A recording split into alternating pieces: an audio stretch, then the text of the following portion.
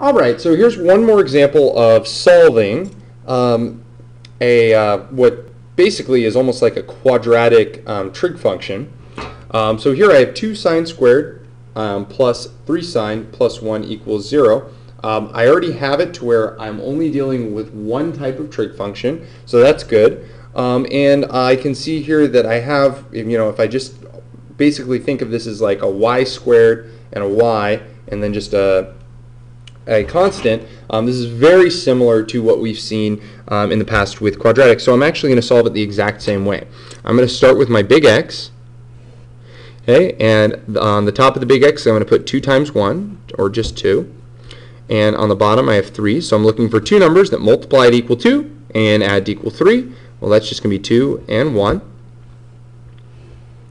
I'm going to go ahead and stick with my favorite method here, the generic rectangle. Okay. And with the generic rectangle, I take the first piece here and I put it in the first box. Take the second piece, or I'm sorry, the last piece, and put it down here. And then I go back to the middle piece here. Okay, and keeping in mind that I'm really thinking that these two things are adding up to there, so I don't want to put just 2 and 1 here. I want to put 2 sine and 1 sine. And if I add all of these up, I should get back to here. Well, I have 2 sine squared, 2 sine x plus 1 sine is 3 sine, and 1. So I'm good. So if I can factor this out, I should be in good shape. So for this first one here, well, the greatest common factor of this row is just sine. Okay. And the greatest common factor of the second row here is just 1. And then if I want to get, or if I need to figure out sine times what is going to get me 2 sine squared, well, that's just 2 sine. Sine times 2 sine is 2 sine squared. And sine times what will get me sine? Well, that's just going to be 1 again. Okay, and everything's positive, so that's nice. So these two things right here are my factors. First factor is just 2 sine plus 1.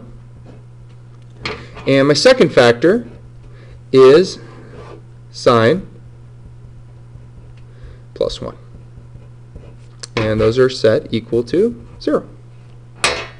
Now, zero product property tells me that if this piece right here equals 0, then the whole thing will be 0. So I need to find when 2 sine plus 1 is equal to 0.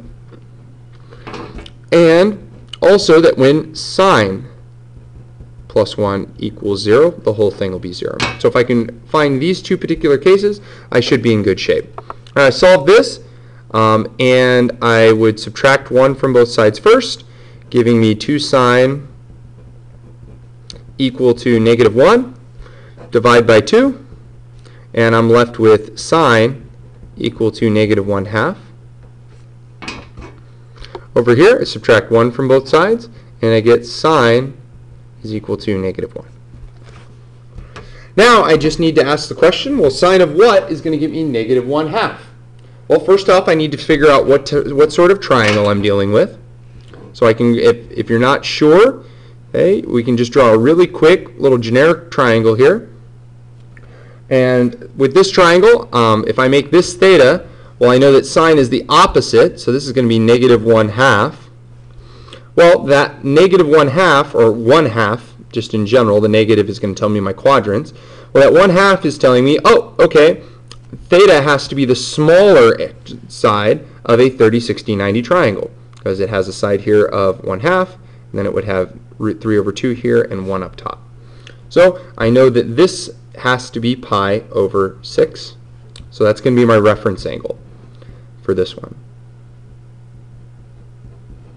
So I'm going to go ahead and over here I'm going to draw a quadrant.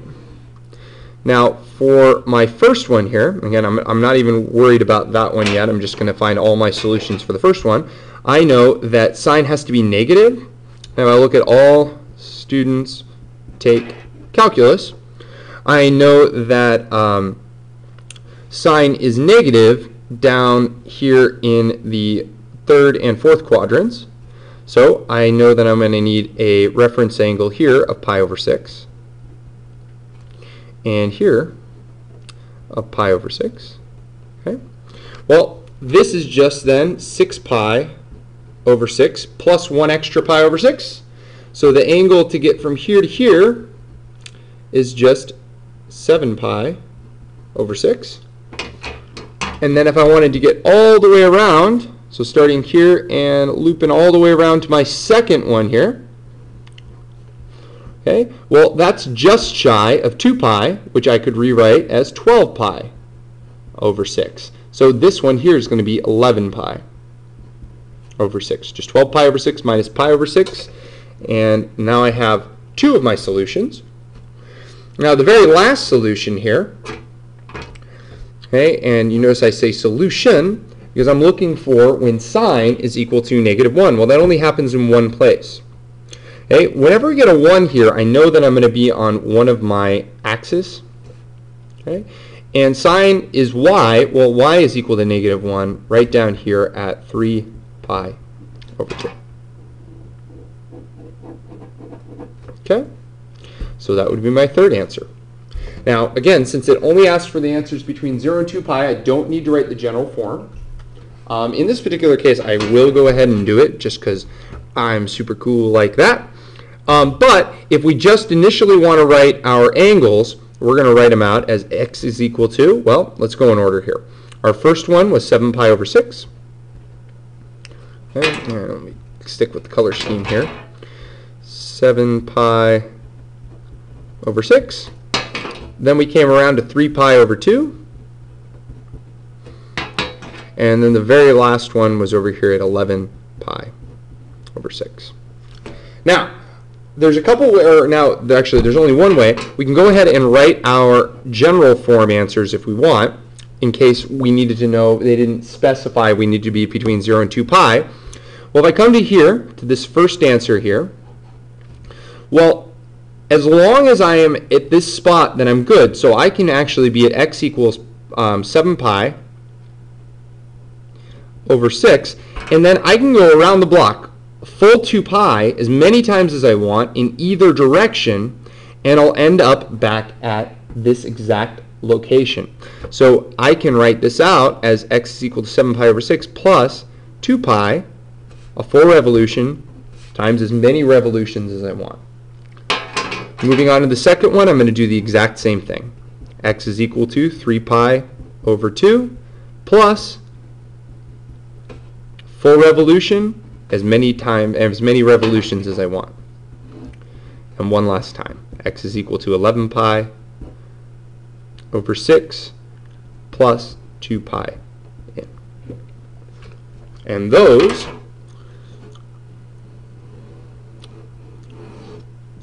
are all the solutions.